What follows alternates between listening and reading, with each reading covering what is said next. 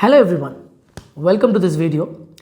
நம்ம லைஃப்பில் நம்ம நிறைய மர்டர் மிஸ்ட்ரி, த்ரில்லர் மூவிஸ்லாம் பார்த்துருப்போம். எஸ்பெஷலி பார்த்திங்கன்னா இந்த ஜாம்பி கதைகள் இருக்குது இல்லையா, நிஜமாலே இந்த மாதிரி ஜாம்பிகள் நடைபெணமாக இருக்கிறது இதெல்லாம் நிஜமாலே இருக்குமா, சாத்தியமா அப்படிலாம் நம்ம நினச்சிருப்போம். What if I tell you, ஒரு பர்டிகுலர் பூச்சி இருக்குங்க, அந்த பூச்சி இன்னொரு உயிரினத்தை இதே மாதிரி நடைபெணமாக ஜாம்பி ஆக்கித்தான் தன்னோட குழந்தைகளை பெத்தெடுக்குது கண்டினியூஸாக அப்படின்னு சொன்னால் நம்ப முடியுதா? ஷாக்கிங்காக இருக்குல்ல.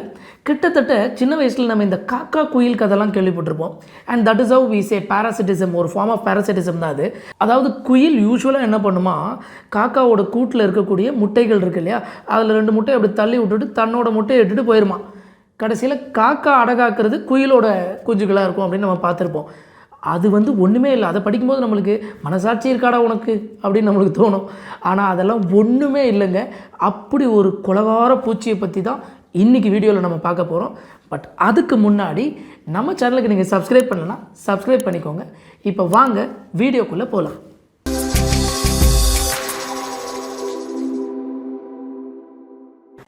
நான் சொல்லிட்டு இருந்தேன் இல்லையா, அந்த பூச்சியோட பேர் என்ன அப்படின்னு பார்த்தீங்கன்னா, அதோட பயாலஜிக்கல் நேம் ஆம்பிளக்ஸ் கம்ப்ரெஸா.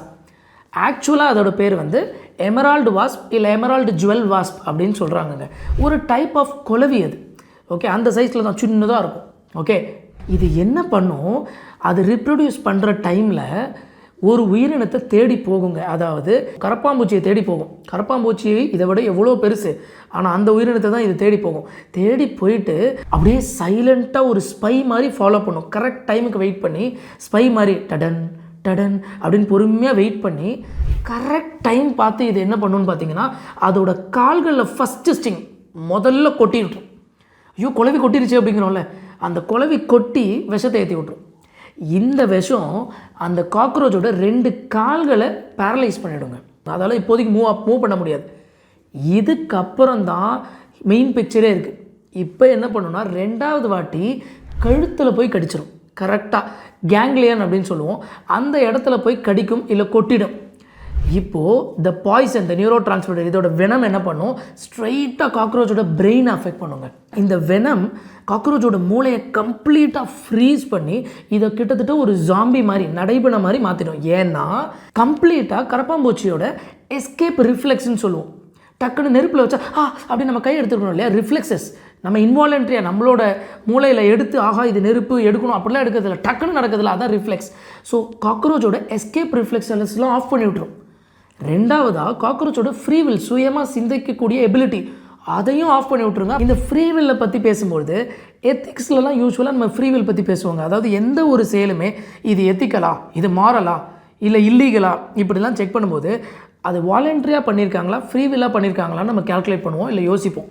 ஒரு எக்ஸாம்பிளுக்கு சொல்கிறேனே, மிஸ்டர் ஏ மிஸ்டர் பியை கண்ணை வச்சு சுட்டுட்டார். ஐயோ இது இல்லீகல், இது ஒரு கொலை, எஸ் கொலகாரா ஏ அப்படிங்கிறோம். இப்போ இன்னும் கொஞ்சம் டீப்பராக இன்வெஸ்டிகேட் பண்ணும்பொழுது என்ன தெரியுது அப்படின்னு பார்த்தீங்கன்னா, மிஸ்டர் சின்னு ஒருத்தர் அங்கே இருந்திருக்காரு. அவர் ஏவோட கழுத்தில் கத்தி வச்சு, இப்போ நீ சுடலைன்னா நான் உன்னை அறுத்துருவேன். இப்போ ஏக்கு ஃப்ரீவில்லே கிடையாது, அவர் சுயமாக சிந்திக்க முடியாது. He was coerced, forced into this. இந்த மாதிரி தான் காக்ரோச் இனிமே சுயமாக சிந்திக்க முடியாது.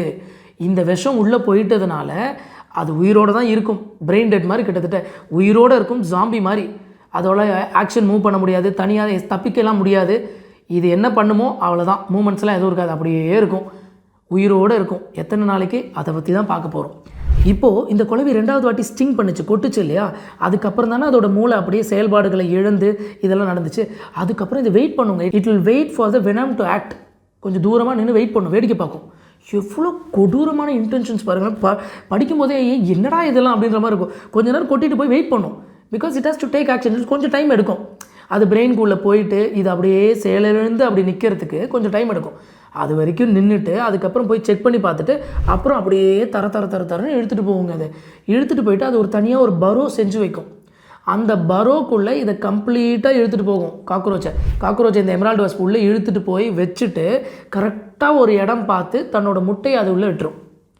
முட்டை இட்டதுக்கு அப்புறம் இதோடு நிற்கலைங்க, வெளியே வந்துடும். இப்போ இது ப்ரொடெக்ட் பண்ணணும்ல, இது கிட்டத்தட்ட ஹோஸ்ட். அதோட குழந்தை வளர்கிறதுக்கான கூடு தான் இந்த என்டையர் கரப்பாம்பூச்சியை. உயிரோடு தான் இருக்குது இன்னும் அது, ஆனால் செயல்பாடுகள் அற்று இருக்குது. ஓகே, இப்போ அதை ப்ரொடெக்ட் பண்ணுமே. அதனால் பரோவுக்கு வெளியே வந்துட்டு கல் குட்டி குட்டி பீசஸ்லாம் வச்சு அந்த பரோவை மூடி வைக்கும். ஏன்னா வேறு ஏதாவது உயிரினம் வந்து இதை சாப்பிட்றக்கூடாதுல்ல. எவ்வளோ யோசனை பாருங்களேன், எவ்வளோ கிரிமினல் கன்னிங் பாருங்கள். ஸோ இதை வச்சு மூடி வச்சிடும். மூடி வச்சதுக்கப்புறம் என்ன ஆகும், கொஞ்சம் கொஞ்சமாக அந்த முட்டை இப்போ வளர ஆரம்பிக்கும். அதோட கால்கள்லேருந்து வளர்ந்து வளர்ந்து வளர்ந்து வளர்ந்து உள்ளே போகுமாங்க. பாடிக்குள்ளே போய் ஹவு டஸ் இட் க்ரோ, அந்த எம்ப்ரியோ உள்ளுக்குள்ளே இருக்கக்கூடிய குட்டி இருக்கு இல்லையா, இந்த எமரால்டு வாஸ்போட குட்டி காக்ரோச்சுக்குள்ளே இருக்குல்ல, அது எப்படி வளரும் அப்படின்னு பார்த்தீங்கன்னா, உயிரோடு இருக்கக்கூடிய காக்ரோச்சோட உறுப்புகளை உண்ணும். எந்த உறுப்புகள்னால், எந்த உறுப்பெல்லாம் சாப்பிட்டா இது ரொம்ப நாள் உயிர் வாழும். டைரெக்டாக போய் ஹார்ட்டை சாப்பிட்டா செத்துரும்.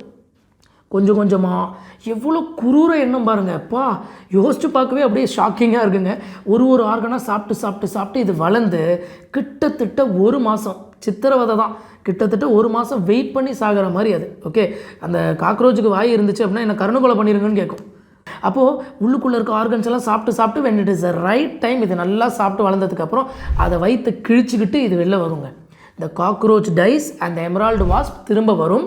வந்து என்ன பண்ணும், இன்னொரு காக்ரோச்சை தேடும். இதே சைக்கிளில் கண்டினியூ பண்ண. பட் நம்மளுக்கு பார்க்கும்போது சம்டைம்ஸ் டிஸ்கஸ்டிங்காக ஷாக்கிங்காக இருந்தாலும் நேச்சரில் இதெல்லாம் பேலன்சிங் ஆக்ட் தாங்க. ப்ரிடேஷன் எப்படி வந்து ஒரு புலி வந்து ஒரு மானை கொன்னாதான் நேச்சரில் அதோட பேலன்ஸ் கரெக்டாக சஸ்டெயின் ஆகும். சம்டைம்ஸ் இந்த மாதிரி புலி மாதிரி இருக்கக்கூடிய ஸ்பீஷஸை நம்ம கீஸ்டோன் ஸ்பீஷஸ்ன்னு சொல்லுவோம். அது இல்லைனா ஈகோசிஸ்டம் அப்படியே கம்ப்ளீட்டாக கொலாப்ஸ் ஆகிடும்னு சொல்லுவாங்க. அந்த மாதிரி தான் நேச்சருக்கு தெரியாதா, nature is the best judge. Okay, I hope you really learn something new from this video. And ரொம்ப ஃபேசினேட்டிங்கான ஒரு விஷயமா இது இருந்திருக்கும் அப்படின்னு நான் நம்புகிறேன். இந்த வீடியோ உங்களுக்கு பிடிச்சிருந்தா லைக் பண்ணுங்கள், கமெண்ட் பண்ணுங்கள், உங்கள் ஃப்ரெண்ட்ஸோட ஷேர் பண்ணுங்கள். And I will see you in the next video. Thank you so much.